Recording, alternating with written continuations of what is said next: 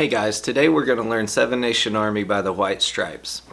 So this is a song that a lot of people have heard. This is not the way that they actually play it. This is just sort of a simplified version using open strings. So we're going to start out on the 2nd fret of the D string and play that twice.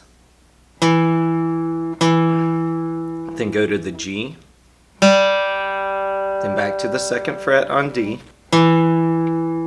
Open D, 3rd fret on A, 2nd fret on A. All together it sounds like this.